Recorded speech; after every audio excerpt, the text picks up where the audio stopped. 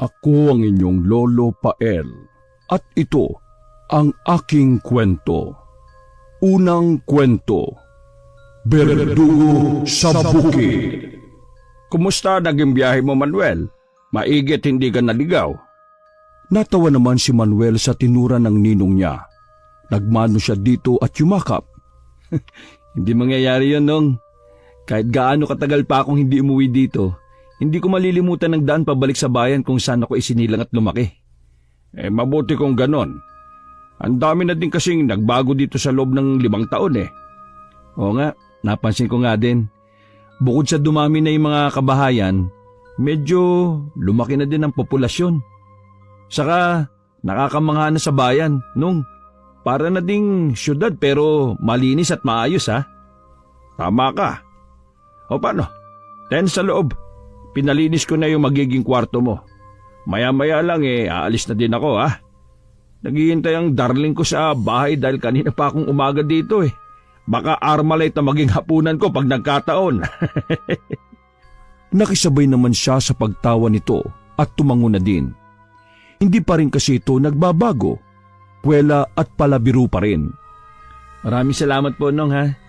Yung mga pasalubong ko nga pala sa inyo ipapadala ko na lang sa tricycle. 1 box po kasi yun eh. Nako, nag-abala ka pa. Pero salamat iyo ha. O sige na, magpahinga ka na muna. Babalik na lang ako bukas ng umaga. Ay sige po, Nong. Isama nyo na din po si Ninang. Okay, sige po, mag-ingat po kayo.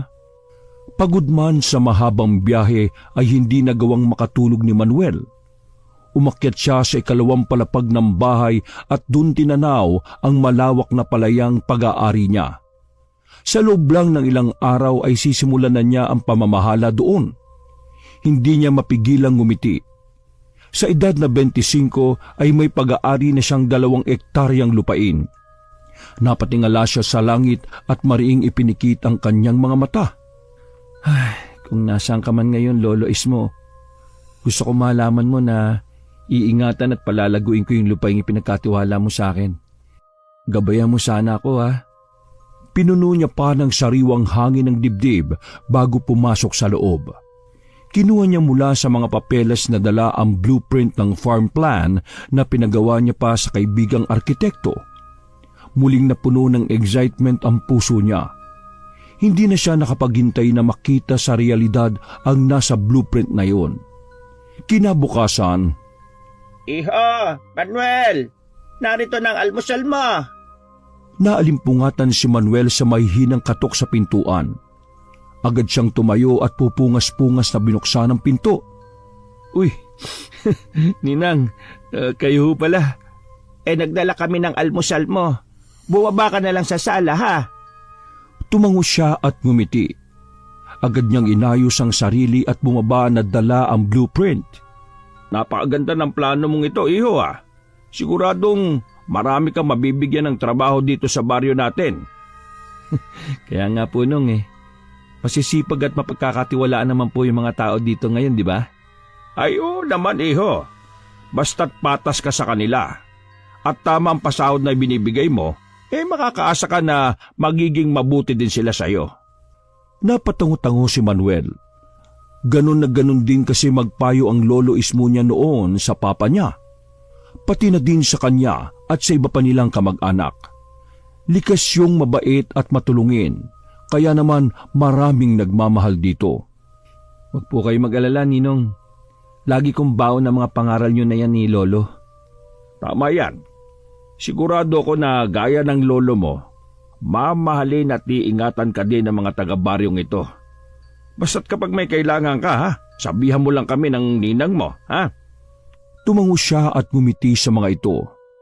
Nang araw na yon ay nagsimula siya sa pakikipag-usap sa mga maghuhukay ng magiging fish pond. Maglalagay ng bakod sa magiging farm at maghahanda ng lupang pagtatamnan ng mga namumungang halaman at puno. Nong, saan ba may murang bilihan ng mga hayop? Para habang nagsisimula ang pag-asikaso sa ibang parte ng bukid may inaalagaan na tayo kahit papano. Ano bang oras mo gustong lumakad? Ngayon na din po sana, Nong pagkatapos ng tanghalian. ko, may importante kaming lakad nitong ninang mo sa parokya.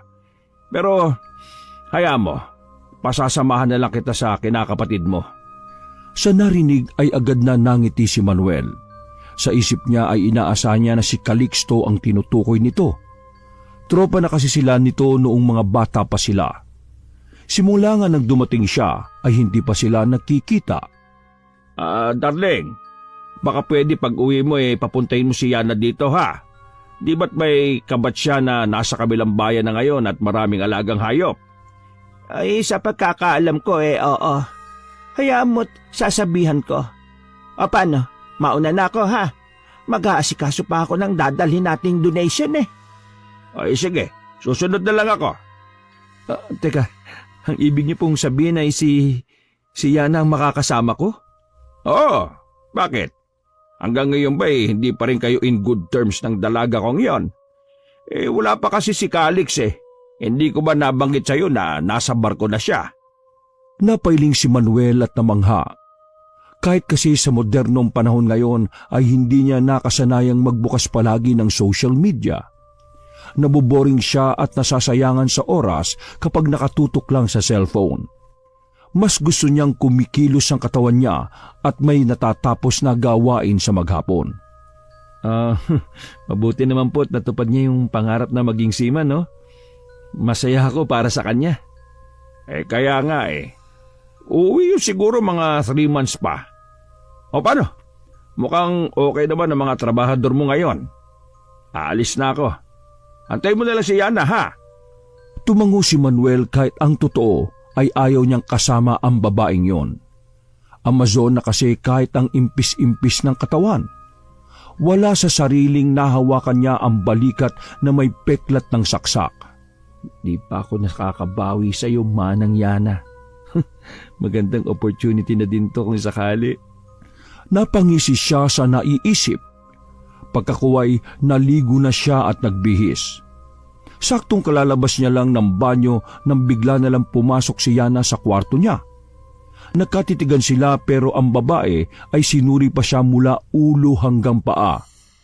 Hindi ka ba marunong kumatok bago pumasok sa hindi mo namang kwarto? Ha, manang? Hindi ka kasi sumasagot sa tawag ko Yun lang at lumabas na ito ulit. Nakita niya pang umismid pa ito bago isinara ang pintuan. Inis niyang hinagis ang tuwalya sa higaan. Natamaan ang igo niya nang hindi malang magpakita ng emosyon ng babaeng yon kahit pa halos subad na siya nitong nakita. Kumusta? May hibang na bang lalaki na umaali-aligid sa iyo ngayon? O wala pa din kasi mas mukha ka pang lalaki sa kanila? Natatawa pa siya habang nagdadrive papunta sa kabilang bayan. Nasa tabi niya si Yana at tutok naman sa cellphone nito. In fairness naman, nagkalaman na ito at mukhang mas matangkad pa nga sa kanya ngayon. Bakit mo naman tinatanong? Manliligaw ka ba? Ako? Iyak! Hindi no? Curious lang ako sa kapwa ko lalaki. Baka makatikim din ng saksak mula sa iyo Buti kung lapis lang din paano kung... Natigilan siya nang mapasulyap siya kay Yana at nakita niyang titig na titig ito sa kanya. Dahil mukhang anumang oras ay bigla na lang itong manununtok, ay natahimik na lang siya. Ang plano ay iinisin niya ito para makabawi. Pero natatalo pa din siya ng takot niya sa babae. Nailing na lang din siya. Alam niyang hindi magiging madali ang maghapon niya.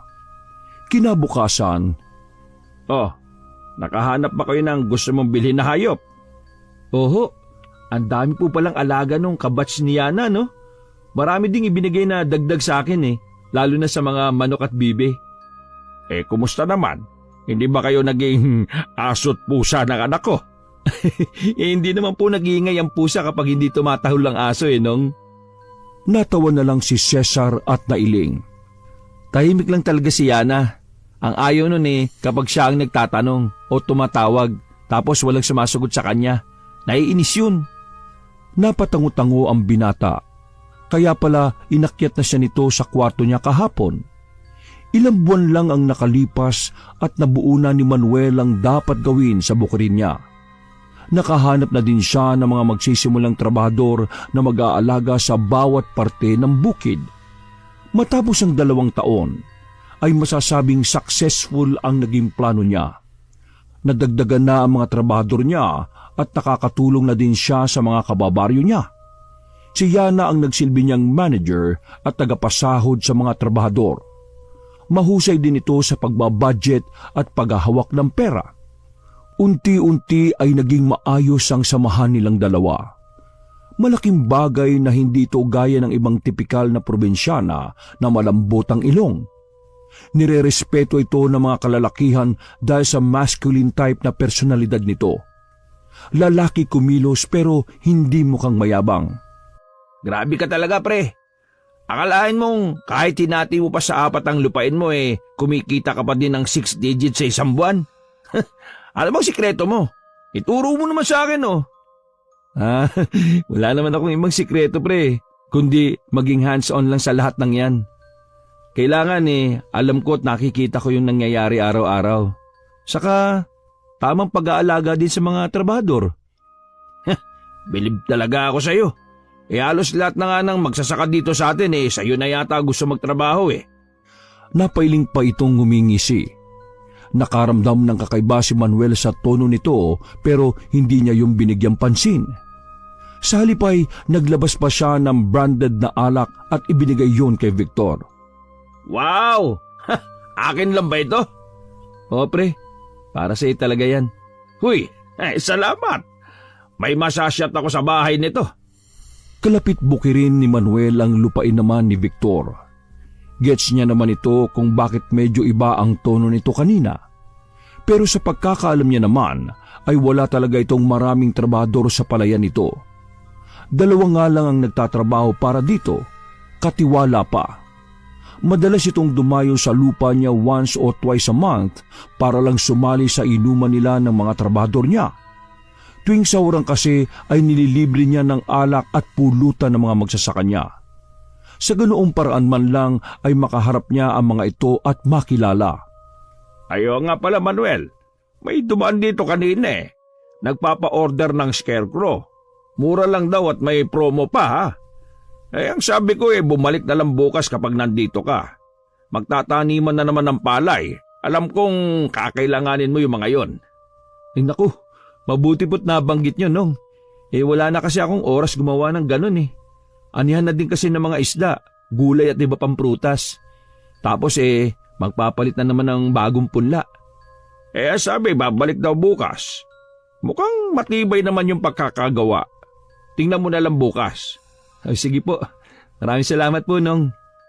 Kinabukasan nga ay dumating ang tinutukoy ng ninong niya na nagpapa-order ng mga scarecrow. Ang totoo ay pwede naman siyang magpagawa noon kahit sa mga bata o asawa ng mga magsasaka niya. Pero naawa din siya dun sa lalaking naglalako. Ang dami kasi nitong bitbit at naglalako pa sa initan. Kinuha niya na yung 6 na pirasong dala nito. 5 lang ang siningil nung lalaki at libre na lang daw yung isa. Sa awa ay pinakain niya na din muna ito ng tanghalian bago pinaalis. Sigurado ka ba dyan sa binili mo? Bakit? Maganda nga yung pagkakagawa niya ng mga scarecrow Mukhang matibay. Tatagal na yan kahit 3 years. At saka, sa talas ng karit na nakalagay sa kamay nila, siguradong hindi lang ibon ang matatakot, pati mga magnanakaw. Hindi lang maganda ang pakiramdam ko Wala naman naglalako na ganyan dito kahit noon pa. Baka dumidiskarte lang din yung tao. Hayaan mo na. Ang mahal pa. Mukha naman pinulot lang yung mga pinanggawa dyan. Mukha naman pinulot lang yung mga materialis na pinanggawa dyan Nangiti na lang si Manuel at hindi na pinansin pa ang sinasabi ni Yana. Tiningnan niya na lang ang mga biniling panakot sa ibon at chinek ang karit noon. Aray ko! Mabilis na nabitiwan ni Manuel ang isa sa scarecrow nang madagil siya nito ng karit na naroon. Gumuhit yun sa braso niya malapit sa palapulsuhan. Anong nangyari? Tawil, bilis! Ang lakas ng dugo! Kailangan niyang tahiin. Halika na, ihatid kita sa ospital. Matapos talian at kontrolin ang pagtagas ng dugo, ay nagpasya na din siyang magpadala sa center na mas malapit. Doon ay tinahi ang nawakwak niyang braso at binigyan siya ng gamot. Sabi ko sa'yo, hindi maganda yung pinili mo eh. Kasalanan ko to, ano ka ba? Hindi ko nahawakan ng tama eh. Basta, iba yung pakiramdam ko, Manuel. Mabigat. Parang may mali doon sa mga scarecrow eh. Pati ba naman mga panakot sa ibon pinagdududahan mo? Ay nako, mahirap yan ha. Wala na nga kasarian yun nadadamay pa sa trust issues mo sa mga lalaki. Inis siyang tinitigan ni Yana at inirapan. Umakma pa itong pipisilin ng bagong tahi niyang sugat. 1 linggo pa ang nakalipas at naging maayos naman ang lahat. 4 ang ipinalagay niyang panakot sa ibon sa palayan. 2 sa taniman ng mga gulay at 1 sa farm. Pero nang sumunod na linggo ay nabahala na siya sa mga nangyayari. Hindi naman yan mukhang inatake ng kung anong mabangis na hayop eh. Tignan mo ang pagkakagutay-gutay sa kanya oh. Parang galing lang sa matalim na bagay. Kaya nga po nung sino naman kaya ang mantitrip na patayin yung mga alaga ko? Eh bakit hindi na lang nakawin at kainin no? Kesa paggutay-gutayin ng ganyan. Kawawa yung hayop eh. Hindi na mapapakinabangan. Maras na napabuntong hininga si Manuel. Sa loob ng 2 taon ay wala namang gumagawa ng ganon sa mga alaga niya. Anong gagawin ko nung? 2 pabo ko na yan na pinatay ng kung sino. Mga barako pa naman. Sayang. May mga aso kami sa bahay, matatapang. Ang inaalala ko naman kung pakakawalan naman dito, baka lapain naman yung mga manok mo. Itali na lang ho natin. Dito na lang ako sa baba matutulog para kapag tumahol sila, maririnig ko kagad. Siya sige. Mamaya dadalhin ko yung 2. Ako, maraming salamat po nung. Kinagabihan, bandang 11:00 nang marinig niyang tumahol yung 2 aso. Lalabas na sana siya nang tumigil na ang mga yon kaya hindi na rin siya tumuloy. Naisip niya na baka may nakaaway lang ang mga itong isa sa mga alaga niya. Natulog siya ulit pero nagimbal pa siya lalo kinabukasan. Di na tama to. Sobra na. Pasensya ka na nung Pati mga aso mo inadamay pa. Kapon pa alam ko nang posibleng mangyari yan, Manuel. Pero umasa ako na kahit masaktan sila o mapatay, makikita mo kung sino ang may gawa nun. Napayuko si Manuel at nakaramdam ng guilt. Naiinis siya sa sarili dahil hindi siya tumuloy sa paglabas. Siguro kung lumabas siya ay nakita niya na dapat ang salarin. Ako, pasensya na kayo nung Naging pabaya ako kagabi. Naramdaman niya na lang ang mahihinang tapik sa kanyang balikat. Siguro dapat dalhin na natin to sa barangay. Siguro nga ho, para makapagronda din ng mga tanod sa gabi. Nang araw ding yun ay nagtungo na si Manuel sa barangay. Dala ang mga larawang kinuhaan niya sa cellphone niya. Nangako naman ang barangay captain nila na magpaparonda ng mga tao sa gabi sa palibot ng lupain niya. Sana'y mahuli na ang gumagawa ng kalokohan sa mga alaga mo, iho. Grabeng perwisyo nang naidudulot ng mga mananabas na yon. Kaya nga po nang nai-stress na din ako. Mahina pa naman ako sa puyatan kaya hindi ko po talaga kinakayang magbantay. Ano kaya kung magbayad na lang tayo ng tao mapagkakatiwalaan na magbabantay sa gabi? Pwede naman tay, pero hindi pwedeng gabi-gabi ganon. Tama si Yana nung ang pinakasolusyon talaga ay mahuli ang siraulong yun at ipakulong. Mangyayari yan kapag may nakakita na sa kanya. Sa ngayon, gawin muna natin ang makakaya natin. O sige, kakausapin ko si Badong. Total lagi din naman siyang laman ng kalye yon tuwing gabi.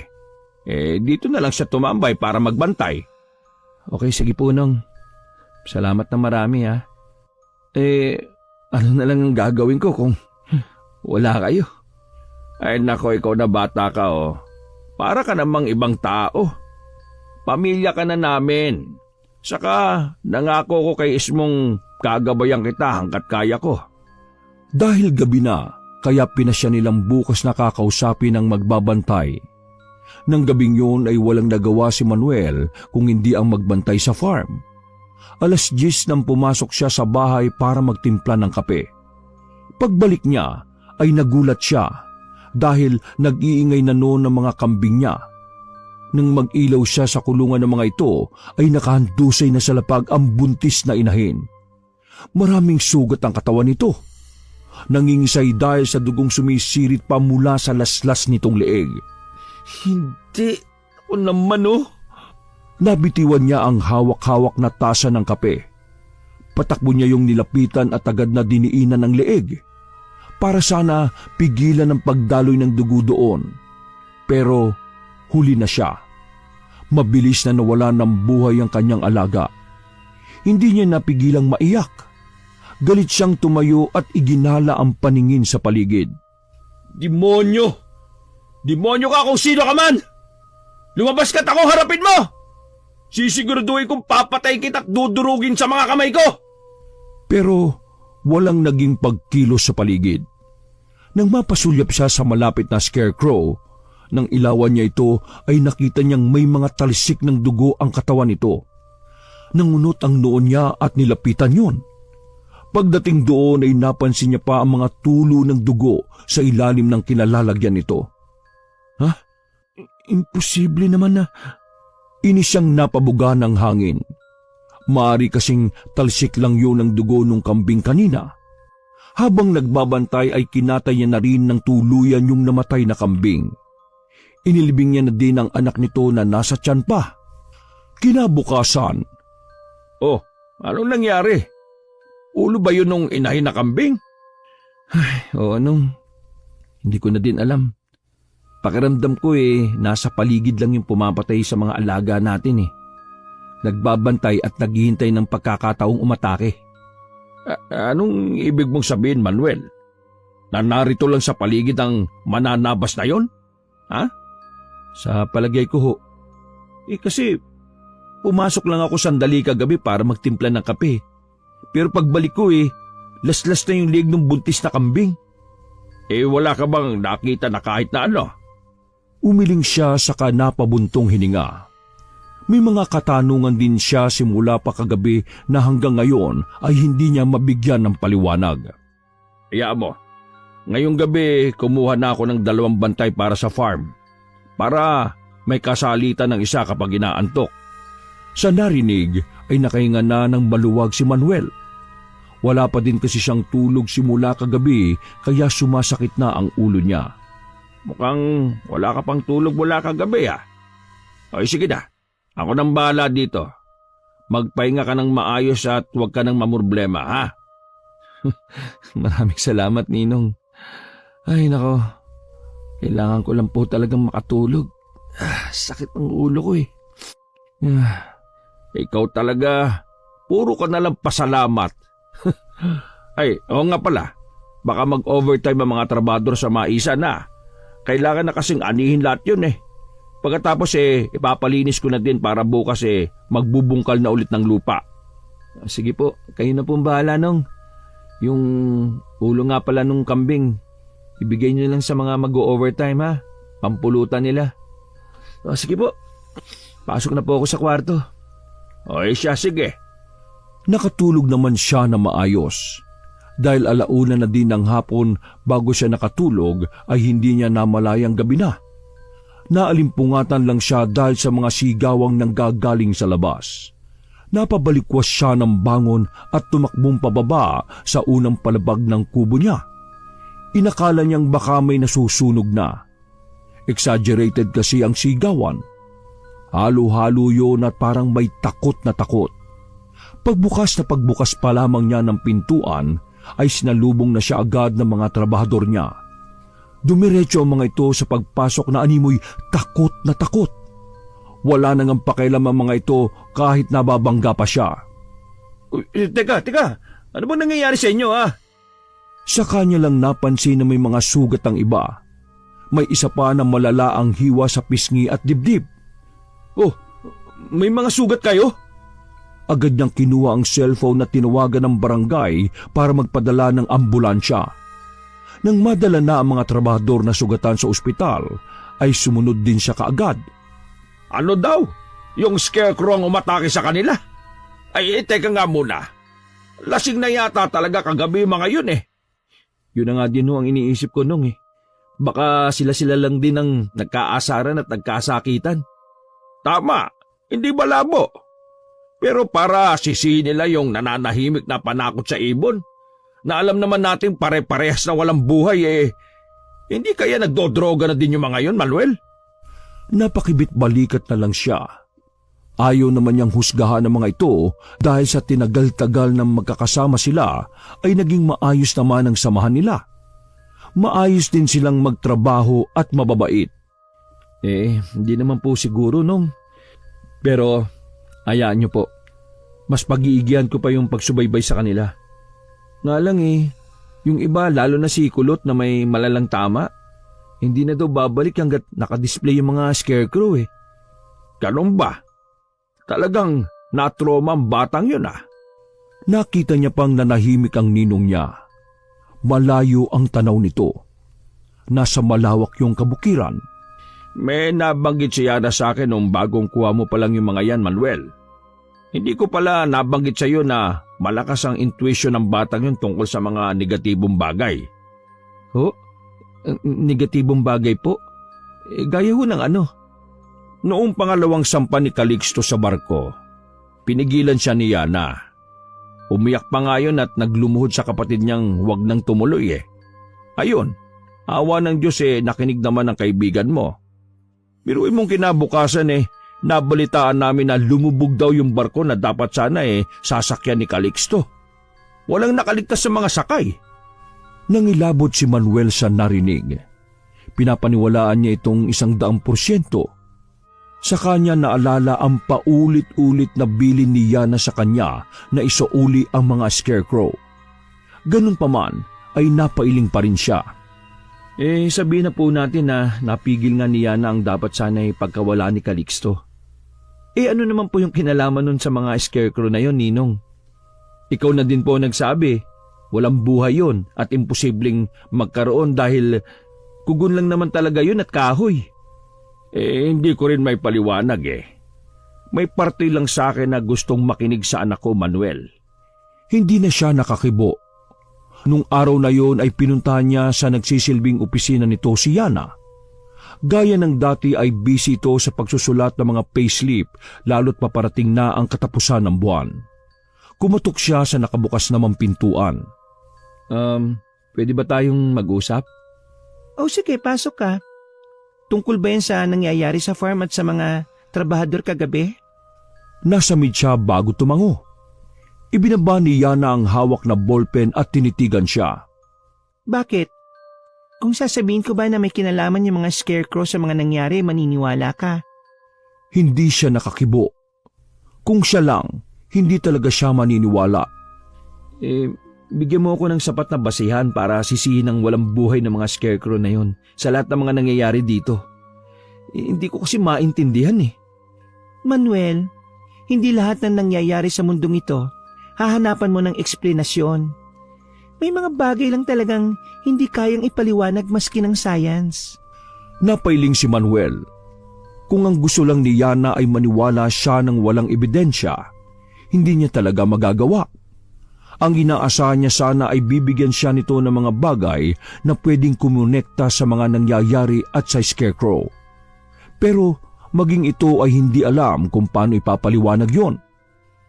Sige, hayaan mo na. Ang hirap lang din talagang intindihin Well, nakapagdesisyon na ako. Maglalagay na lang ako ng CCTV sa paligid. Di magpapakabit ka pa ng wifi. Kung kinakailangan, wala Kailangan ko rin talagang mag-upgrade para sa kaligtasan ng mga tao sa paligid ko at sa mga alaga ko na din. Sumang-ayon naman si Yana. Agad nilang pinlano ang pagpapakabit ng wifi. Si Yana na daw ang bahala kinabukasan at ito na din ang titingin na magagandang brand ng CCTV. Madaling araw nang makaramdam si Manuel ng tawag ng kalikasan. Pagbaba niya sa higaan ay napansin niyang wala ang alaga niyang chihuahua sa higaan nito. Nangunot ang noon ni Manuel lalo na nang makita niyang bukas pala ang pintuan ng kwarto niya. Snow? Snow, nasaan ka na? Snow?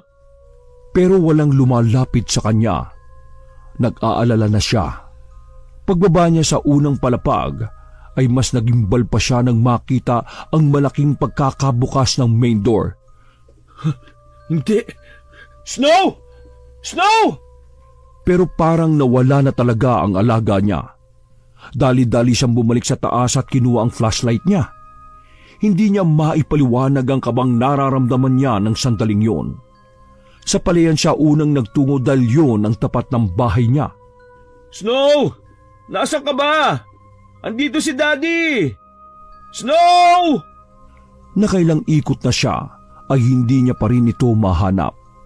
Hanggang sa nagawi siya sa maisan. Di kalayuan sa nilikuan niya ay nakarinig siya ng mga kaluskos. Kasunod noon ay mahinang daing ng isang aso. Nagmamadali siya sa paglalakad. Nang hawin niya ulit yung mga halaman ay tumambad sa kanya ang nakatalikod na hugis tao. Nang ibaba niya pa ang ilaw sa lupa ay doon niya nakita ang dugo ang katawan ng alaga niya. Snow! Hindi! Hindi!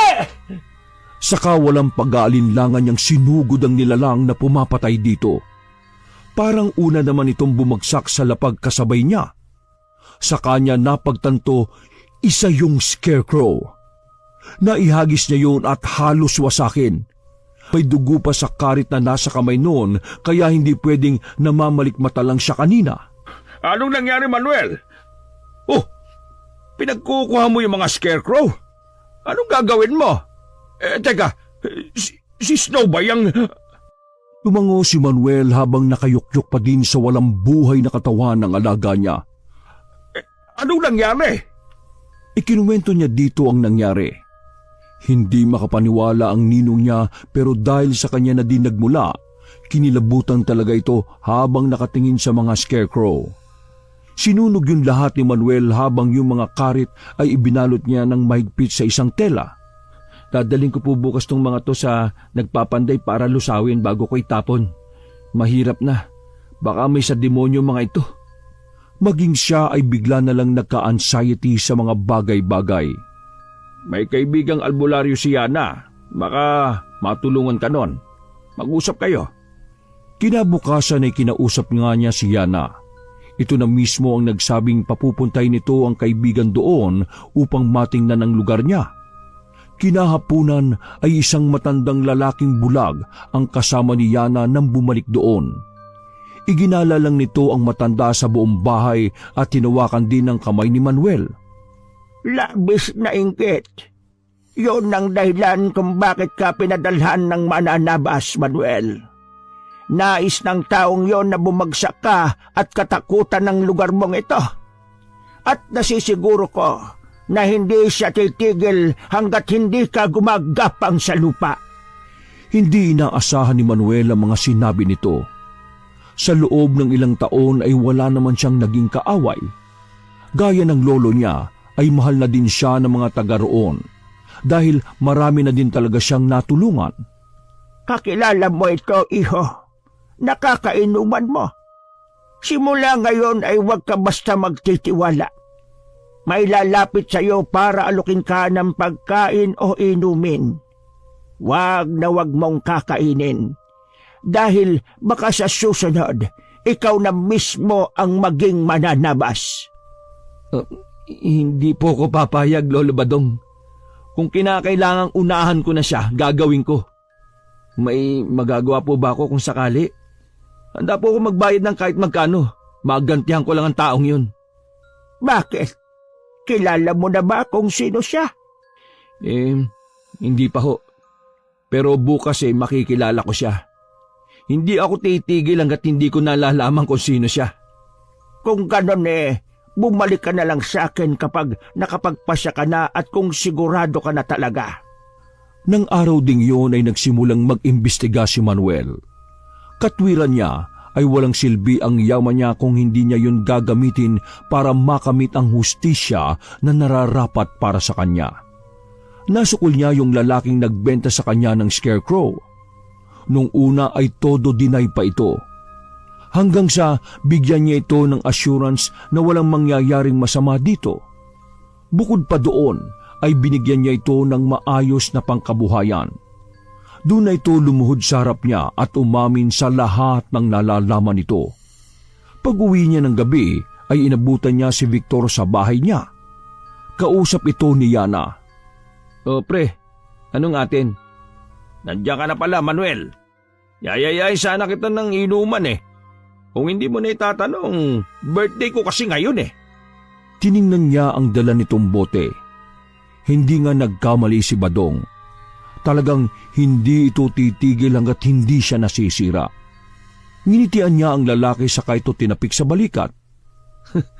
Pasensya ka na pre ha. Medyo nanlalata kasi ako ngayon eh. Maghapon ako naglakad sa renewal ko sa City Hall. Pwede bang bukas na lang ako babawi sa'yo? May regalo din ako sa'yo bukas. Ah, ganun ba pre? O sige, i-save ko na lang itong lampanog para bukas. Punta na lang ako dito o ikaw na ang pupunta sa bahay? Ikaw na lang sigurong pumarito. Magpapakatay ako ng pabo para sa pulutan. Kinabukasan ay maagang tinungo ni Manuel ang bahay ni Lolo Badong. Desidido na siyang makapagiganti. Nais lamang kitang paalalahanan, Manuel. Ang pagganti sa kapwa kailanman ay hindi tama. Hindi ako ang gagawa ng sumpa kung hindi ikaw. Ituturo ko lamang sa iyo ang gagawin mo. Alam ko pong mali pero mas marami pa hong mapiperwisyo yung taong yun eh. Maraming nadadamay dahil lang sa inggit niya. Makikipaglaro ko sa paraang gusto niya. Isang itim na bato ang ibinigay ni Badong kay Manuel. Binigyan din siya nito ng kopya ng dasal at itinuro kung paano yun ibabaon sa lupa o sa bakuran ng nais niyang pagigantihan. Sa gayong paraan ay mapupuno ng kamalasan kung sino man ang nasa ibabaw ng lupaing yun. Mapatao, hayop o halaman man. Bilang kapalit ay ipinakiusap na matanda sa kanya na paaralin ang nag-iisa nitong apo hanggang sa makapagtapos ito ng pag-aaral. Sumang-ayon naman siya ng walang pag-aalinlangan. Sigurado ka na ba sa plano mo, Manuel? Para mo na ding isinanla sa demonyo ang kaluluwa mo. Kung yun ang kapalit ng katahimikan sa lugar ko at nasasakupan ko, handa akong magsakripisyo, Yana. Hindi ko na mahihintay ang karma. Ako ang kusang magbibigay nun sa kanya. Nang gabing yon, nang masiguro niyang nasa lugar niya na si Victor, ay sumalisi siya papunta sa lupain nito. Nagbilin pa siya na wag mo nang gagalawin yung lambanog at hintayin siya. Pagdating niya sa lupain ni Victor, ay agad niyang isinagawa ang orasyon at ibinaon ang batong itim. Hindi siya naniniwala sa ganoon pero nang sandaling yon ay mataas ang confidence niya na magiging epektibo yon. Pabalik ay dumaan siya sa bilihan ng alak. Ilang case ng pulang kabayo ang inorder niya bago siya umuwi. Oh, teka pre, hindi ba natin iinumin yung lambanog na dala ko? Alam mo kasi pre, kahit marami na ako natikmang mamahaling alak, hinahanap-hanap ko pa rin yung lasa ng lambanog. Lalo nung nakita ko yung brand na dala mo ha. Tagal ko nang naghahanap ng ganun eh. Wala naman ako makita. Kaya kung hindi mo sana mamasamayin ha, gusto ko sana akin na lang yun. Itatago ko at uunti-untiin. Okay lang ba? Kitang-kita niya kung paano awkward na ngumiti si Victor, pero kalaunan ay tumango na din ito. Yun lang ba pre? Sige, oo naman no. Kaya lang kahapon pa din ako nauuhaw sa lambanog eh. Marami naman akong dalang alak dyan. Saka luto na din yata yung pulutan natin pabo. Siniguro ni Manuel na hindi madadampi sa kanya ang kahit na anong bagay na galing kay Victor. Iningatan niya talaga ang sarili dahil batid niya kung gaano kadelikado ang paraang ginagawa niya. Yun na din ang huling gabi na nagkainuman sila ni Victor. Na mga sumunod na araw kasi ay naging busy na din siya sa palayan. Nawala na din ang pumapatay sa mga alaga niya at naging tahimik na ang mga gabi nila. Makalipas ang 1 buwan. Narinig mo na ba yung balita tungkol sa nangyari sa palayan ni Victor, Manuel? Kinabahan siya. Gayunpaman ay mas lamang na excitement ang naramdaman niya. Hindi pa po ninong. Bakit? Ano daw nangyari? Pineste yung mga tanim niya. Wala nga daw napakinabangan dun sa mga tanim eh. Ang nakapagtataka, dun lang sa kanya. Magkatabi lang naman kayo ng lupain. Di ba? Ang siste pa, nahuli niya yung asawa niya mismo sa bahay nila. Kapatong yung isa sa mga katiwala niya sa palayan. Napangiwi si Manuel. Tila nasatisfy na siya sa narinig na nangyari sa taong sumubok na sirain siya dahil lang sa inggit. Grabe naman yun nung sunod-sunod na kamalasan. Tama ka. May usap-usapan nga na baka isinumpa daw siya eh. Marami kasing nagagalit doon dahil sa kadamutan at pagiging inggitero. Kakompetensyang tingin niya sa lahat na may lupain dito. Ang totoo mas marami ang natutuwa sa nangyari sa kanya kaysa sa sumisimpatya. Napatango na lang si Manuel. Nito na lang din niya kasi nalaman ang lihim din na galit ng iba sa mga tauhan niya kay Victor. Nung wala pa kasi siya doon, ay madalas silang abusuhin ito. Wala naman daw silang choice dahil ito lang ang may medyo malawak na palayan noon. Pero nag-iba lahat ng yon nang dumating siya. Naging emosyonal pa nga ang iba sa mga tauhan niya habang nagpapasalamat sa kanya. Doon pa lang ay sigurado na si Manuel na tama lang ang naging desisyon niya na gantihan si Victor. Hindi man siya naging patas kay Victor sa paningin ng iba. Ang makitang umuunlad din ang buhay ng mga tauhan niya kasabay niya ay malaking ligaya na sa puso niya. Kung hindi man siya matanggap sa kaharian ng Diyos dahil sa pagkakamali niyang yon, batid niya sa kailaliman ng kanyang puso. Ang nagawa niya sa baryo nila ay tatatak sa puso't isip ng mga taong natulungan niya.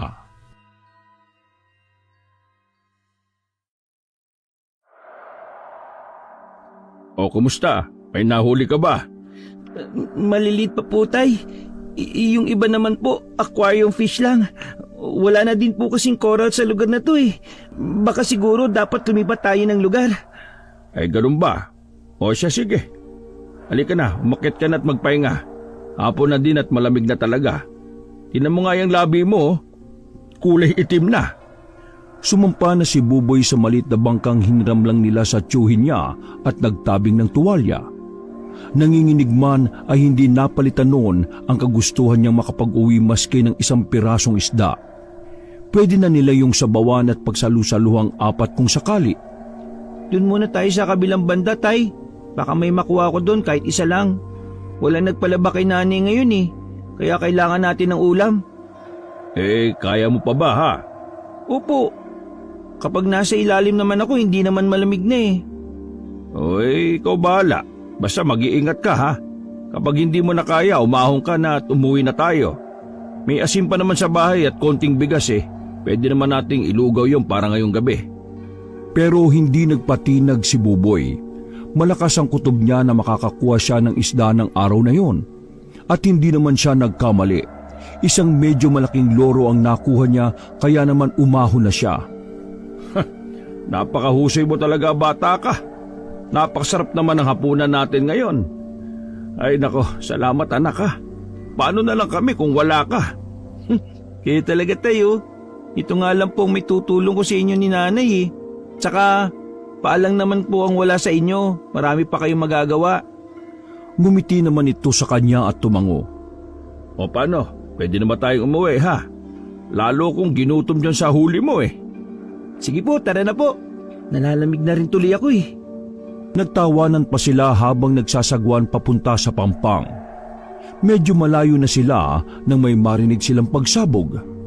Sabay pa silang napatingin kung saan nagmula yon. Di kalayuan sa pwesto nila ay may ilang maliliit na bangka ang nagpapasabog ng dinamita. Hanggat hindi sila natutulad sa akin hindi nila malalaman ang kahalaga ng kompletong katawan. Saad nito sa malungkot na tinig.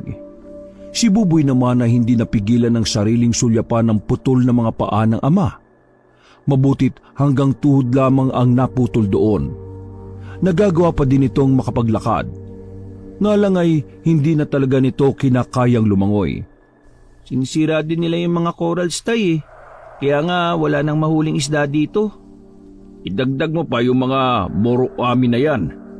Walang pinapalampas maski maliliit na isda. Ay nako, Kailan kaya matatapos ang kasamaan ng mga taong yan? Siguro kapag ang dagat naman ang naningil na sa kanila. Nang gabing yun ay kampanting nakatulog si Buboy.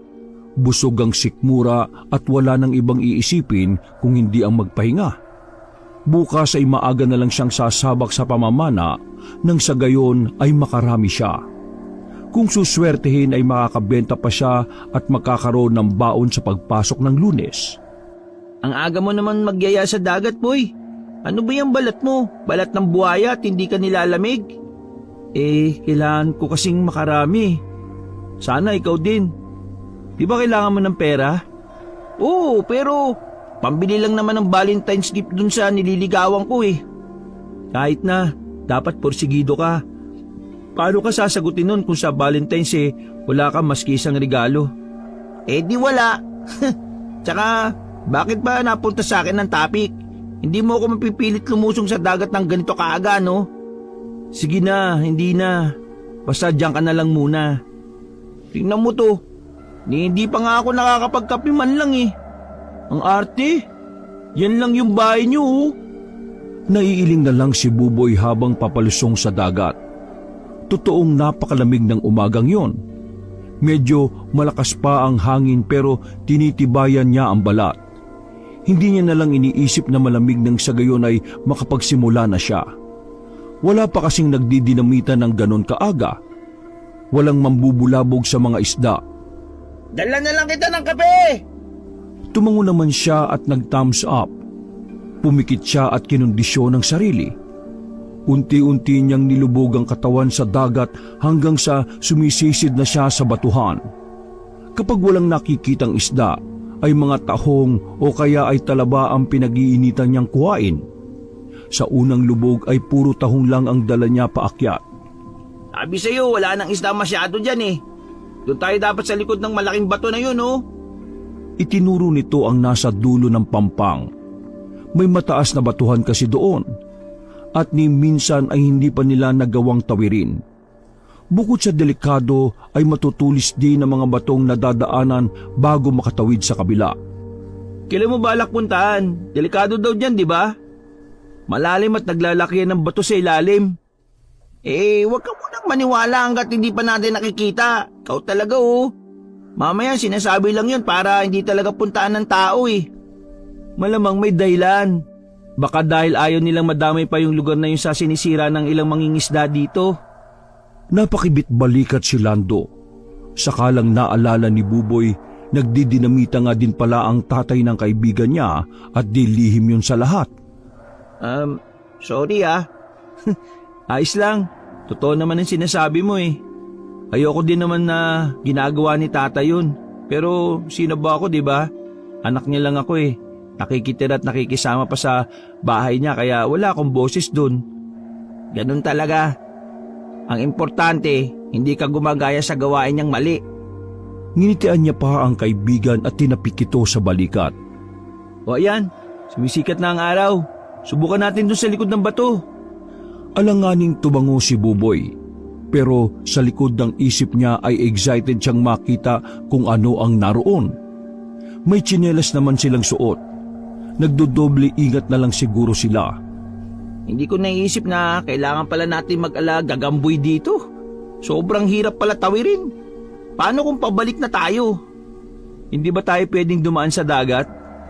Ang sabi-sabi malakas daw ang hampas ng alon dyan sa kabila eh. Kasi nga malalim, di ba? Tapos, puro malalaki at matutulis na bato ang nasa ilalim. Kaya pati mga mangingisda o bangka, hindi magawang makalapit doon sa pinakabukal kung nasaan yung mga isda eh. Hindi napigilang mapangiti si Buboy dahil sa narinig.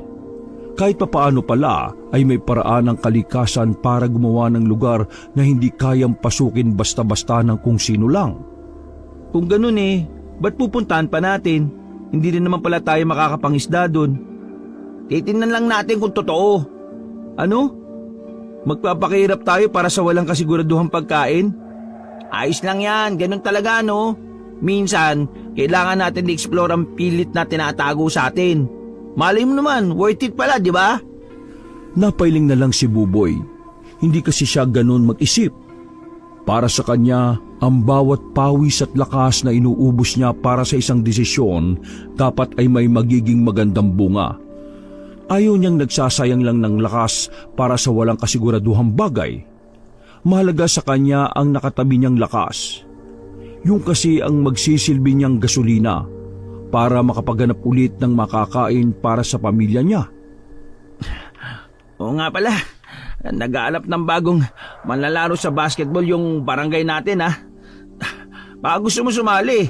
Kapag magaling ka doon, libre na ang pag-aaral mo hanggang college. May allowance ka pa. Talaga? Kailan daw pwedeng sumali? Humingi ka ng form kay Purok. Tapos ipasa mo sa opisina ng barangay. Diretso physical test ka na rin doon kung may alam ka ba talaga sa basketball. Ikaw, nakapagpasa ka na ba? Oo, kahapon lang. Hindi naman tayo nagkita kahapon, di ba? Buti naalala ko ulit ngayon. Kumusta? Natanggap ka ba? Oo naman, ako pa ba? Ikaw din magpasa ka, siguradong mas matatanggap ka. Sira ulo, pwede akong pumalya sa test no? Pero sige, magpapasa ako. Uy, salamat ha. Maayos naman nilang natawid ang kabilang bahagi ng isla matapos ang 1 oras at kalahati. Dinaig pa nila ang mga mountaineers sa pagkapit sa tila pader na batuhang wag lang malaglag sa tubig. Maari kasing sa batuhan sila bumagsak pag tumayming na walang alon kapag nalaglag sila. Totoo pala, grabe napakalinaw. Boy, tingnan mo bilis. Nakikita mo ba yon, ha? May malaking buntot ako nakita eh. Oo, kaya lang pumailalim na kaagad eh. Lumabo pa yung tubig. Ang lakas pala ng alon, tingnan mo, Do. Ang tutulis ng mga bato. Nakalubog lang sila ng bahagya sa tubig. Nakakatakot lumangoy dyan. Baka hindi na tayo makauwi. Anong baka? Talagang hindi na tayo makakauwi kasi itong pagpasok pa lang natin na to, para na natin sinabi sa mga isda na magiging pagkain na nila tayo. Paano tayo uwi nito? Di, doon ulit tayo dadaan. Tinatanong pa ba yon? Anak ng sugat-sugat na yung kamay ko. Kung mahaba lang kuko ko, baka kanina pa nagsitanggalan eh. Kung bakit ba naman kasi purong buhay na bato ang pinakapader ng lugar na to eh. Nakauwi naman ng ligtas ang magkaibigan. Si Buboy ay puro paltos ang paa. Si Lando naman ay sugat sa kamay ang inabot. Umuwi siya noon na walang bitbit maski ano. Pero nagka-ideya siya ng dapat gawin para makahuli sa lugar na yon. Pagka-uwi sa bahay ay agad gumawa ng pangawil si Buboy. Naganap din siya ng matibay na tali na magagamit niya sa plano. Saan mo planong mangawil, anak? Diyan lang po sa mga batuan na madadaanan ko, tay. Kapag nawalan kami ng pasok sa hapon, maglalakad-lakad po ako sa dalampasigan at maghahanap ng maayos na pwesto. Ganun ba? O basta mag-iingat ka ha. Huwag kang papatol sa mga taong sarado ang isip para hindi ka mapahamak. Tumango lang siya. Dati na kasi siyang nakipagsuntukan sa dati niyang tropa nang pilitin siya nitong gumamit ng dinamita. Hindi na po yun mangyayari, tay. Ang focus ko ngayon makahanap ng isang mauulam. Nang dumating ang Martes ay half day lang ang pasok nila. Valentine's Day kasi noon. Sa daan ay nakakita siya ng babaeng nagtapo ng isang bungkus ng rosas na pula. Kinuha niya yung mula sa basurahan at doon niya lang napagtanto tunay palang bulaklak ang mga yun. Agad siyang nakaramdam ng panghihinayang para sa napakagandang bulaklak. Inuwi niya yun at ibinigay sa mama niya ang ilan. Ang iba ay dadali niya sa pangangawil. Mag-iingat ka ha. Huwag nang pilitin kung hindi makakaya. Nahiwagaan si Buboy sa sinabi ng ama. May kutob siyang alam na nito kung saan siya pupunta. Huwag po kayo mag-alala, tay. Madiskarte kaya to, manang-mana sa inyo. Bago umalis ay nakita niya pang ngumiti ang ama. Ito lang kasi ang naiwan sa bahay nila kapag naglalabada ang kanyang ina.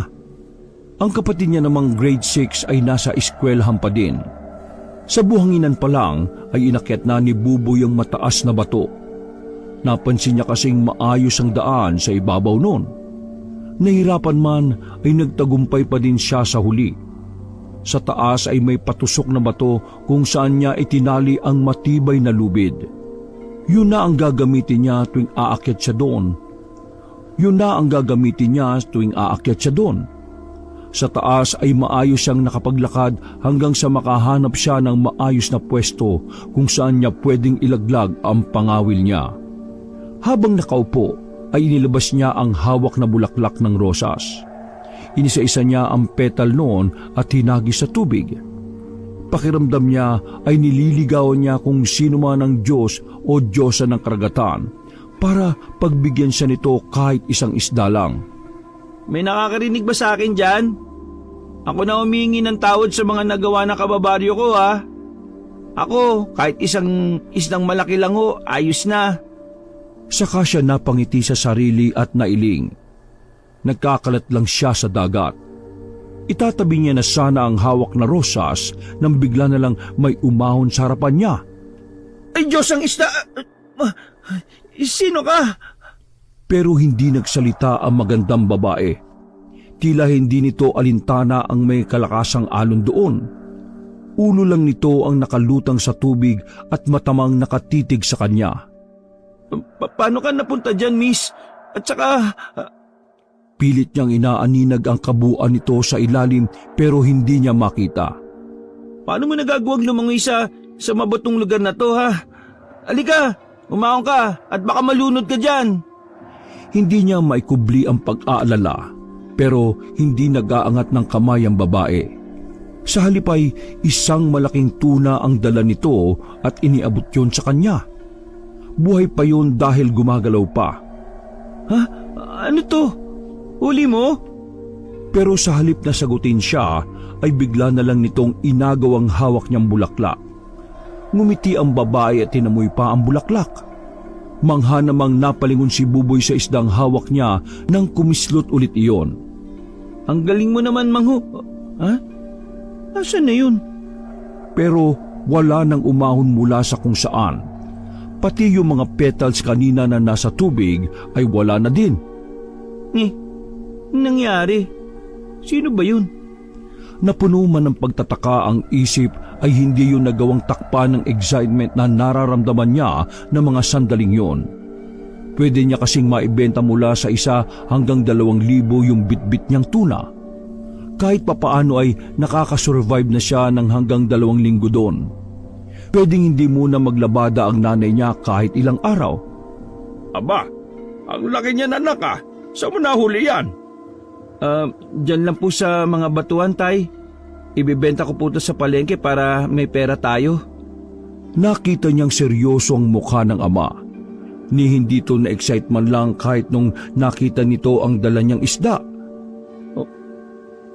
Tay, may problema po ba? Pero umiling lang ito. Ngumiti naman sa kanya pero pilit lang talaga. Wala naman anak. Ay sige na, ibenta mo na yan at isabay mo na din sa pag-uwi yung nanay mo ha. Sige po, tay. Sa palengke ay agad pinagkaguluhan ang dala niyang nasa kulang 10 kilong yellowfin tuna. Nauwi pa nga sa bidding ang pagbili sa tuna hanggang sa umabot na yon ng 3,000. Lalong natuwa si Buboy. Walang paglagyan ng ngiti sa labi niya ng panahong yon. Kahit kasi mga naglalaot na bangka ay bihirang makakuha ng ganoon kalaking isda. Inuubos na kasi yon na matindi nilang kalaban sa dagat, ang mga Moro Ami. Ganyang may pera naman tayo Abay, magpahinga naman kayo mag-ina dito sa bahay. Tama po si tatay, nay. Huwag ka na munang tumanggap ng labada. Dito na lang tayo at matulog maghapon. Ganun na nga. At ako na din ang bahala sa lahat ng dapat gawin dito. Basta't mag-relax lang kayo dyan. Reyna ka na daw muna, nay. At prinsipe naman ako. Sumang-ayon naman ang nanay niya at sabay-sabay pa silang natawa. Bumuhos ang ulan nung tanghali kaya sabay-sabay pa silang natulog matapos ng tanghalian. Isa na yata yun sa pinakapayapang araw sa buhay ni Buboy. Wala siyang iniisip na problema maliban dun sa babae sa dagat. Hindi niya pa din kasi masagot ang mga katanungan sa isip niya. 1 linggo bago maisipan ulit ni Buboy na umakyat sa bato. Sabado yun at hindi din nakalimutang Sabado yun at hindi niya din nakalimutang magdala ng sariwang bulaklak. Umaasa na sana ay magpakita ulit yung babae at bigyan siya ng isdang kapalit nun.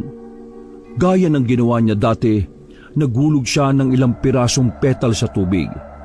Napapitlag pa siya ulit nang bigla na namang umahon ng pamilyar na mukha. Na-excite siya at napangiti. Uy, ikaw ulit? May dala kang bulaklak para sa'yo oh. Akma niya sanang ilalagay yun sa tenga nito pero mabilis itong umilag at lumayo. Huwag kang mag-alala, hindi kita sasaktan. Marahang iniangat ng babae ang kamay nito at ibinigay sa kanya ang isa na namang isda. Pero sa pagkakataong yon ay malaking lapis naman yon. Gaya nung una, pagkakuha nito sa bulaklak ay naglaho na ito ulit. Doon pa lang ay nagdududa na si Buboy kung tao ba ang nakakaharap niya o isang nilalang sa dagat. O anak, inaantok ka na ba? Hindi naman po, Tay. Bakit po? Pwede ba kitang makausap kahit sandali? Sige po. Tungkol ba saan, Tay? Sa pagpunta mo sa malaking bato at sa pagtanggap mo sa mga isda. Kinabahan si Buboy. Hindi niya alam kung paano nalaman ng tatay niya wala naman siyang ibang pinagsabihan ng ginagawa niya. Tay, hindi ko po alam yung mga sinasabi niyo. Anak naman, pakiusap. Huwag ka maglihim sa amin ng nanay mo at baka ikapahamak mo pa yan. Hindi kumibo si Buboy pero desidido siyang ilihim ang tungkol sa babae. Baka malaman ng mga tao at saktan pa nila yon. Alam niya kasi na walang pinapatawad ang mga gahamang tao sa kanila. Hanggat may mapapakinabangan, hindi nila yon tinitigilan. Wala kang makikitang yellowfin tuna lalo't malapit sa pampang. Buboy, gayon din ang mga lapis. Kung meron man nasa malalalim silang parte ng dagat. Kaya sana ngayon pa lang maging tapat ka sa akin, anak. Tay, wag po kayo mag-alala sa akin. Alam ko naman pong ginagawa ko Ayoko lang mawala ka sa amin, Buboy. Mahal ka namin ng nanay mo. Baka lalo na kaming malubog nito kapag nawala ka pa. Tay, hindi po ako mawawala sa inyo. Hindi po mangyayari yon dahil magulang ko kayo. Saka, bakit po ako mawawala? Hindi mo alam kung anong klaseng nilalang ang kinakalaban mo, anak. Hanggat maaari, iwasan mo na siya. Di bali nang magutom tayo. Ano po bang nilalang yun, Tay? Matagal nang usap-usapan dito sa atin ang tungkol sa sirena dyan sa likod ng malaking bato. May dahilan kung bakit hindi yan napapasok ng kahit sino. Ang mga huling nagtangkang magnakaw ng isda doon inaanod na lang dito na wala ng buhay. Pero Tay, hindi ko po ninanakaw yung mga isda. Kusa po yung binibigay sa akin kapalit ng bulaklak. Nangunot ang noo ni Ferdy dahil hindi ito makapaniwala. Bulaklak ang gustong kapalit ng sirena para sa mga isda? Tumango siya, lalo lang hindi nakaimik ang tatay niya. Ipinaliwanag pa ni Buboy kung paanong nawawala na lang bigla yung babae kapag nakuha na nito ang bulaklak sa kanya. Simula naman noon ay pinabayaan na din siya ng ama sa ginagawa niya. Halos araw-araw kung puntahan ni Buboy ang babae o sirena para dalhan ng sariwang bulaklak. Kapalit noon ay hindi naman siya nazizero sa ulam tuwing uuwi ng gabi. Marina, yun na lang ipapangalan ko sa iyo Kasi kasing ganda mo si Marina Maamo pa yung mukha mo. Ngumiti naman ito sa kanya na tila sumasang-ayon. Ilang linggo din bago nagawang magpakita ng sirena sa kanya ng buo. Nauupo na ito sa batong malapit sa kanya habang nilalaro ang dala niyang bulaklak. Aaminin niyang namangha siya sa buntot nitong napakahaba, makinis at makapal. Kumikinang pa nga yun sa liwanag ng buwan kapag gabi na. Hindi mo ba kaya makipagkomunikasyon sa tulad ko, Marina? Gusto ko kasi sanang marinig ang boses mo Pero mariing umiling si Marina. Hindi alam ni Buboy pero kapag nagkakatitigan sila, ay parang nababasa niya ang nasa isip nito. Kahit pala sa akin, pwedeng tumalab yung gayuman mo sa pagkanta at malulunod ako pagkatapos? Tumango ito. Malungkot naman siyang napabuntong hininga dahil doon.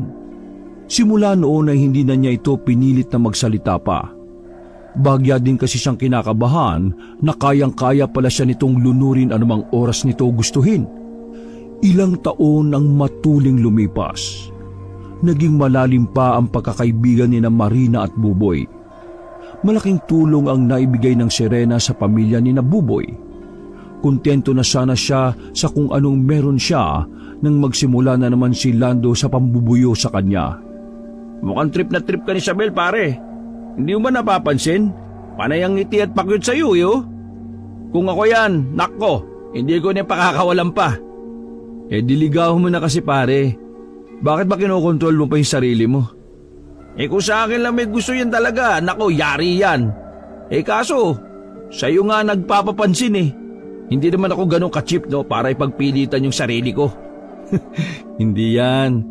Dapat nga pinopormahan mo na yan para mabaling na sa'yo yung atensyon niya eh. Teka nga muna. Alam mo, napapansin na kita ha, matagal na. Bakit ba panayang taboy mo sa mga babaeng nirereto ko sa'yo ha? Hanggang ngayon ba naman, yung imagination Serena pa din ang laman ng isip mo? Kaibigan ko lang si Marina, no? Saka, hindi siya imagination. Totoo yun. Weh, totoo. Ilang taon nang hindi ko pa nakikilala eh. Paano naging totoo yung ikaw lang ang nakakita? Ayaw niya nga daw magpakita sa ibang tao eh. Kulit mo din eh, no? Takot kasi kay dugong yun, pre. Ano? Anong palagay mo sa akin? Lumba-lumbang maitim at pangit? Hindi ako, si Marina. Sus, nek-nek mo, Buboy. Kung ako sa'yo magising ka na sa realidad. Hindi masasatisfy ng isang Serena ang pangangailangan mo bilang lalaki. Pinihit pa nito ang ulo niya sa gawin ng Sabel. Nang magtama ang paningin nila ay hindi niya napigilang gumanti ng ngiti dito. Pero siya, oo. Inis na inalis ni Buboy ang kamay ng kaibigan sa kanyang ulo. Ikaw talaga, puro na lang kalibugan yung laman ng utak mo eh. Kaya walang sumiseryosong babae sa'yo eh. Oops, teka muna, correction lang. Ako ang hindi seryoso sa kanila, pero sila deads na dead sa akin, pre. Napailing na lang si Buboy habang nagpapalit ng damit pa uwi. Basa na kasi ng pawis yung sando na pinampractice niya sa pagbabasketball. Naroon din ang mga cheerleading group para magpractice at si Isabel naman ang muse para sa grupo nila. Pauwi na siya nang humabol ang babae sa kanya. Nalaglag niya pala yung sando niyang basa ng pawis kaya hiyang-hiya siya nang abutin yun mula sa babae. Baka hindi na ako madalas makapasyal dito, Marina. Busy na kasi kami sa pagpapractice para sa nalalapit na laban eh. Tsaka nakataya dito yung magiging scholarship ko para sa college. Nang tingnan niya ang kaibigan ay kunot na kunot lang ang noo nitong nakatingin sa kanya. Isang linggo kasi siyang hindi nakadalaw dito. Pero hayaan mo, babawi ako sa iyo pagkatapos ng laban ha. Nagulat siya nang bigla na lang itong tumalon sa tubig at hindi na lumutang pa. Ilang oras pa siyang naghintay doon pero hindi na talaga bumalik si Marina kaya nagpasya na din siyang umuwi. Simula ng araw na yon ay naging abala siya sa sports at pag-aaral niya. Sa hapon naman ay nakakasabay sila palagi ni Sabel na umuwi. Taga rito ka lang din ba, Sabel? Oo. Ang totoo ay sa likod lang kami ng bakuran yung nakatira. For good na kami dito dahil nabili na ng mga magulang ko yung lupa dun eh. Ha? Talaga? Kailan pa? Wow, busy na talaga yata ako. Akalain mo yun? Nagkaroon kami ng bagong kapitbahay nang hindi ko namamalayan. Naging magaan naman ang unang engkwentro nila ni Sabel. Hanggang sa katagalan ay tuluyan ang nahulog ang loob niya dito. Likas kasing sweet at kwela si Sabel. Wala itong arte na ultimo pagtawa nito ay hindi niya nagagawang hinaan o itago sa kanya. Para kay Buboy ay isang magandang tugtog ang lutong ng bawat halakhak ni Sabel sa mga corny jokes niya. Nang araw na umamin siya ng damdamin niya para kay Sabel, ay umamin din ito sa kanya. Kaya naman nagpasya na silang wag nang magligaw-ligawan pa. Naging sila na kagad matapos ang 2 buwan simula ng unang beses nilang nagkausap. Be, alam mo may napapaniginipan ako. Nakakatakot nga eh, kala ko totoo. Ha? Tungkol saan, be? Baka naman nagpapakabusog ka kasi sa gabi. Hindi eh. May galit daw na sirena sa akin tapos nilulunod niya ako. Sa narinig ay doon palang ulit naalala ni Buboy si Marina. Kinabahan siya pero hindi nagpalata sa kasintahan niya.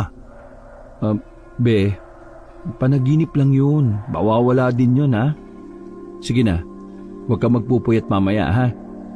Pagpasok ni Isabel sa bahay nila ay hindi na nagbihis ng pambahay si Buboy. Dumiretso na siya sa kinukuhaan niyang madalas ng bulaklak at nagtungo na siya sa malaking bato. Agad na nagpakita sa kanya si Marina. Hindi pa man siya nakakapagsaboy ng petals sa tubig.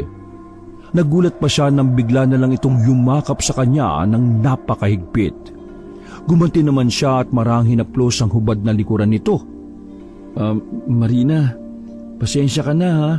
Busy lang talaga ako eh. Oh, eto mga bulaklak mo. Ngumiti naman ang sirena. Maya-maya pa ay nagpalutang ito ng napakaraming isda. Dadakot na lang siya kahit ilan ang gustuin niya pero pinili niyang tanggihan ito.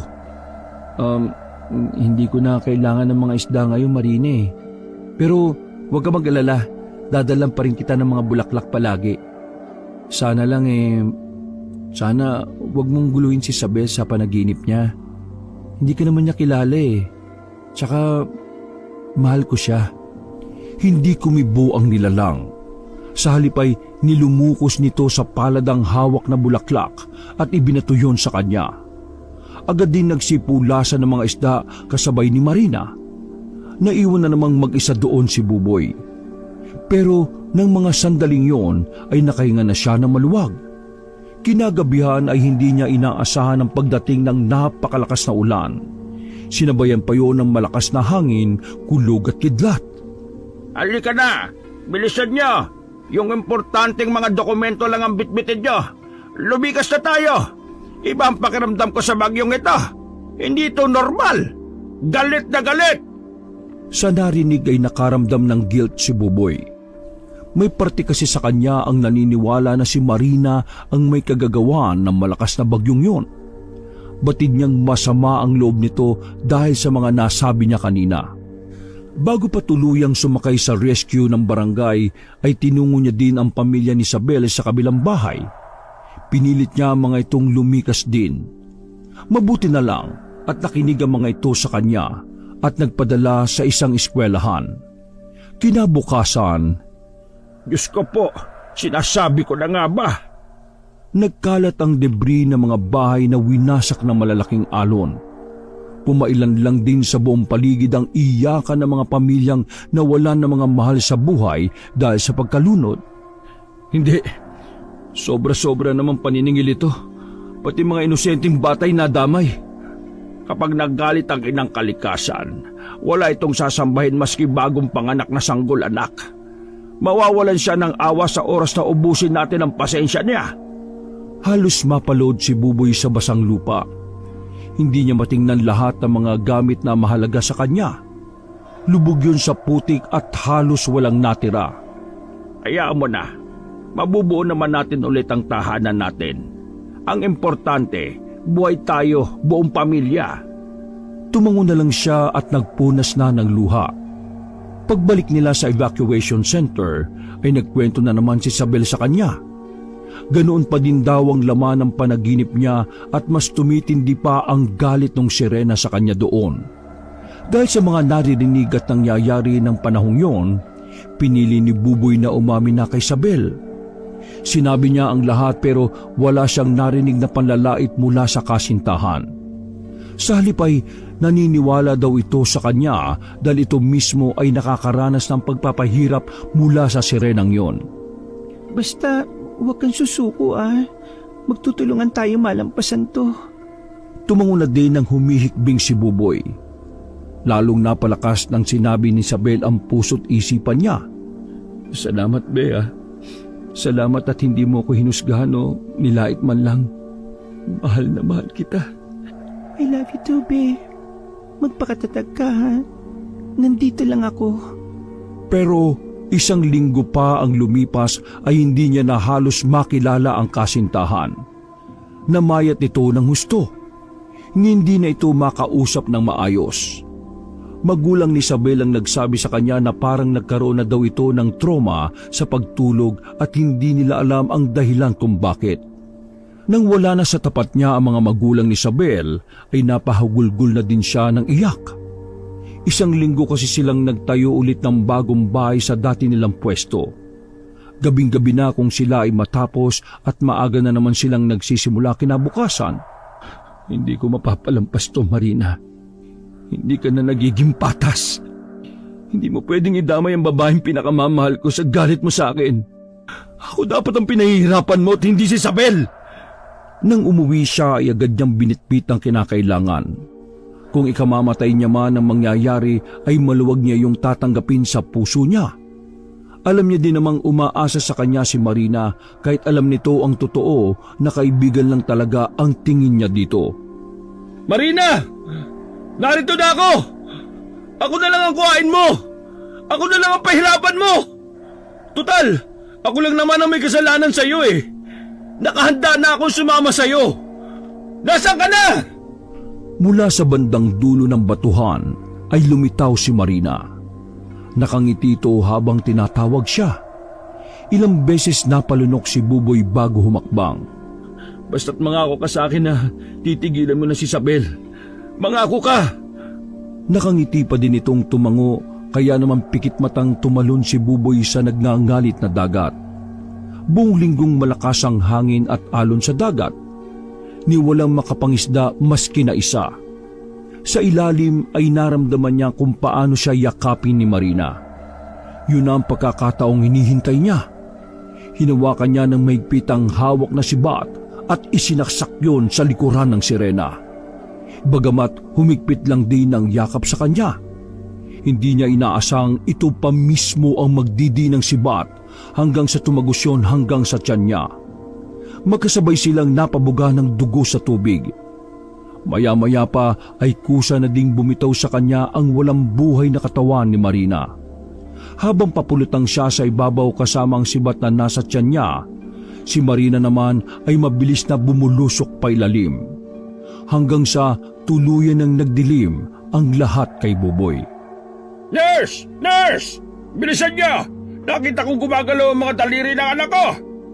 Nang magmulat ang mata ni Buboy ay tumambad sa kanya ang nag-aalalang mukha ng mga magulang. Nagkakagulong nurse at si Isabel na umiiyak sa gilid. Pilit na gumuguhit ang ngiti sa labi niya nang mapansing maayos-ayos na ang itsura ng kasintahan niya. Ising ka na nga anak ko! Ligtas ka na! Diyos ko, salamat po ng marami at dininig niyo ang panalangin namin! Magpalakas ka. Nandito lang kami. Kahit may luha sa mga mata, ay nakangiti pa din ito nang sabihin ng mga katagang yun. Ang totoo ay wala pa din sa sarili niya si Buboy. Maya-maya lumalabo ang mata niya at nawawala ng pandinig.